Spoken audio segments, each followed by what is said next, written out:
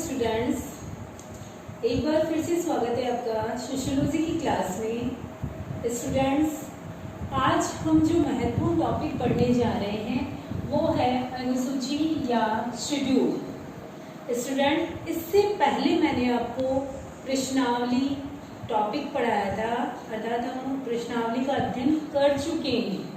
उसके अंतर्गत मैंने आपको बताया था हर टॉपिक एक दूसरे से कनेक्टेड है और ये अनुसूची वाला जो टॉपिक है वो तो लगभग प्रश्नावली से मिलता हुआ टॉपिक है। इसीलिए यदि आपने प्रश्नावली का अध्ययन नहीं किया है तो प्रश्नावली का टॉपिक जरूर पढ़ लें, नोट्स लिख लें और साथ ही साथ प्रश्नावली वाले जो वीडियो हैं वो जरूर देख लें। अब हम स्टार्ट करते हैं अनुसूची। अनुसूची नाम से ही विदित हो रहा है। अनुसूची यानी एक सूची होती है। ये भी क्या है, प्रश्नावली की तरह प्रश्नों के ही एक सूची होती है। उसके अंतर्गत प्रश्न लिखे होते हैं, लेकिन जहां हम प्रश्नावली को डाक के द्वारा उत्तरदाता के पास भेजते हैं, अनुसूची में ऐसा नहीं होता है। अनुसूची भी प्रश्नों की एक सूची ही होती है, लेकिन उसे डाक के द्वारा उत्तरदाता के पास नहीं भेजा जाता, बल्कि स्वयं अनुसंधानकर्ता जो है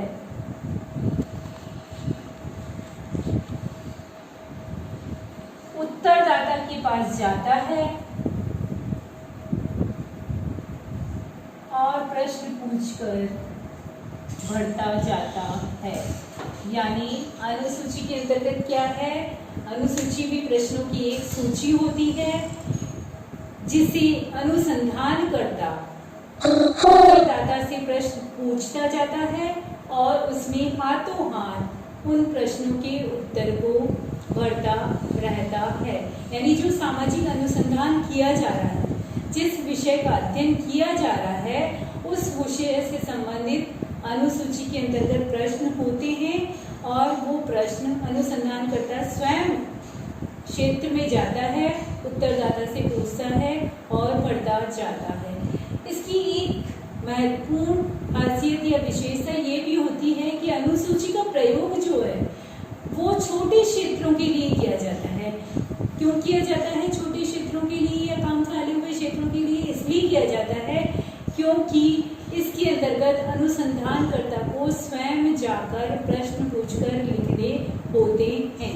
इसीलिए अनुसूची का प्रयोग हमेशा छोटे क्षेत्रों के अंतर्गत किया जाता है। साथ ही साथ एक महत्वपूर्ण बात जो अनुसूची में देखने को हमें मिलती है वो ये है कि अनुसूची में 3 पद्धतियों, 3 विधियों, 3 प्राविधियों का प्रयोग एक साथ होता है। पहला तो है प्रश्नावली, दूसरा है अवलोकन और तीसरा है साक्षात्कार। यानी अनुसूची एक इतनी महत्वपूर्ण विधि है, महत्वपूर्ण प्राविधि है, जिसके अंतर्गत इन तीनों विधियों का प्रयोग एक साथ हो सकता है। प्रश्नावली का प्रयोग कैसे होता है कि प्रश्नों की एक सूची होती है, इसलिए वो क्या कहलाएगी, प्रश्नावली कहलाएगी। अवलोकन, अवलोकन का मतलब है उद्देश्यपूर्ण अध्ययन। यानी अनुसंधानकर्ता क्या करता है, क्षेत्र में जाता है, उत्तरदाता से अवलोकन में प्रश्न नहीं पूछेगा बल्कि खुद ही निरीक्षण करेगा, देखेगा, अपने विषय से संबंधित जो भी चीज उसे अवेलेबल हो जाएगी, दिख जाएगी, उसका अवलोकन करके वह अनुसूची को भरता जाता है। तीसरी विधि जो होती है इसमें साक्षात्कार, उसका प्रयोग ये होता है कि अनुसंधानकर्ता जब उत्तरदाता से प्रश्न पूछता है और उत्तर भरता जाता है अनुसूची के अंतर्गत, तो वो एक तरह से क्या करता है, साक्षात्कार का प्रयोग करता है। तो इसीलिए वर्तमान में जहाँ छोटे क्षेत्रों का अध्ययन करना होता है वहाँ पर अनुसूची अत्यंत ही महत्वपूर्ण मानी जाती है, क्योंकि इसके अंतर्गत प्रश्नावली, अवलोकन और साक्षात्कार तीनों ही विधियों का प्रयोग किया जाता है। मुख्य रूप से अनुसूची के जो प्रकार हैं वो 5 भागों में विभाजित किए गए हैं। सबसे पहला प्रकार जो आता है अनुसूची का वो आता है अवलोकन अनुसूची। नाम से पता चल रहा है अवलोकन अनुसूची यानी देख कर अध्ययन करके अनुसूची में जो प्रश्न है उनको भरा जाना, यानी अनुसंधानकर्ता क्षेत्र में जाता है, अपने विषय से संबंधित जो प्रश्न उनने बना रखे हैं, अनुसूची पद प्रदर्शिका जो उन्होंने तैयार की हुई है उस प्रश्नों से संबंधित अवलोकन करके उस अनुसूची को भरता जाता है, वही क्या कहलाती है, अवलोकन अनुसूची कहलाती है। दूसरी मूल्यांकन अनुसूची, जिसके अंतर्गत किसी का मूल्यांकन किया जाता है, यानी किसी की रुचि, राय, विचारधारा इत्यादि के बारे में जानकारी प्राप्त की जाती है। तो उसके अंतर्गत यानी किसी व्यक्ति की रुचि, राय इत्यादि जाननी है, उसके बारे में जानकारी प्राप्त करनी है, तो जिस प्रकार की अनुसूची का प्रयोग किया जाता है तो वो कैसी अनुसूची कहलाती है, मूल्यांकन अनुसूची के अंतर्गत आती है। तीसरा जो महत्वपूर्ण प्रकार है अनुसूची का वो है प्रलेख अनुसूची।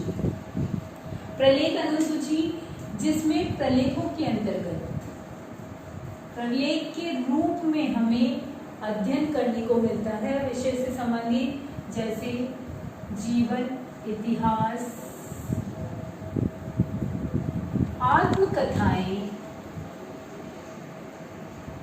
इत्यादि जो एक प्रलेखों के रूप में लिखी जा चुकी है, उन प्रलेखों को यानी जीवन इतिहासों को, आत्मकथाओं को देखकर हम अपने विषय से संबंधित प्रश्नों के उत्तर जो लिखते हैं, तो इस प्रकार की अनुसूची को प्रलेख अनुसूची के अंतर्गत रखा जाता है। चौथी जो आती है संस्था सर्वेक्षण अनुसूची।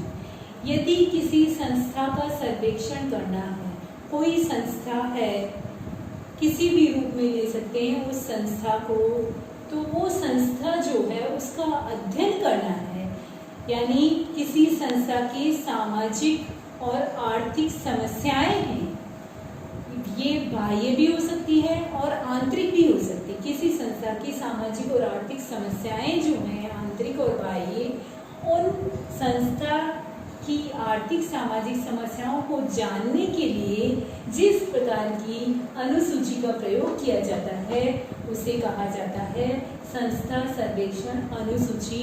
अनुसूची का पांचवा और अंतिम प्रकार जो आता है वो आता है साक्षात्कार अनुसूची।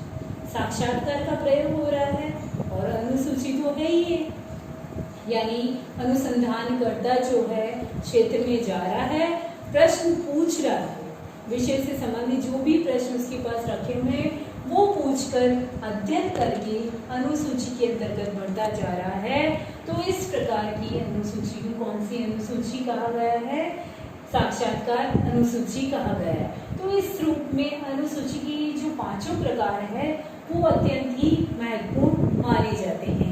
अब रचना या विस्तार या रचना या निर्माण की जो बात आती है अनुसूची में, मैंने आपको प्रश्नावली के अंतर्गत भी बताया था कि प्रश्नावली में रचना या निर्माण की जो प्रक्रिया है 3 रूपों में की जाती है।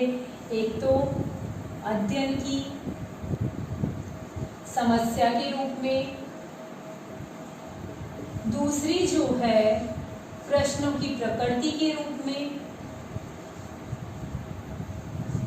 और तीसरा जो मैंने बताया था प्रश्नावली का जो बताया था बाह्य या भौतिक पक्ष।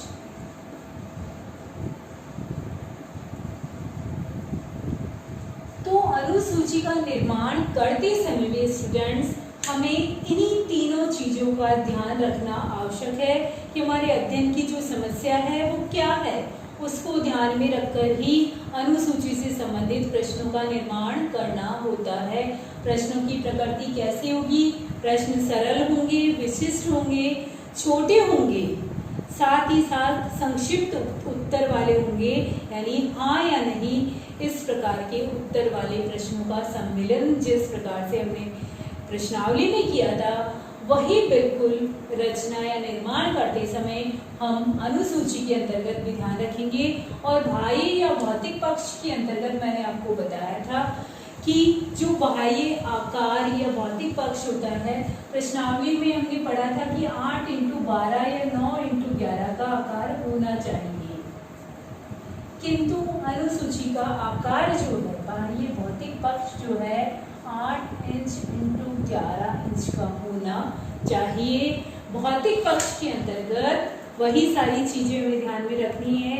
कागज जो है रंगीन होना चाहिए, छपाई स्पष्ट होनी चाहिए, साथ ही साथ अनुसूची की जो छपाई है वो इस रूप में होनी चाहिए कि उत्तरदाता जो है उसे जिस रूप में वो छापी गई है उसी रूप में समझ सके, साथ ही उसके अंतर्गत जो भी प्रश्न दिए हुए हैं उनको भी उत्तरदाता सही रूप में समझ सके।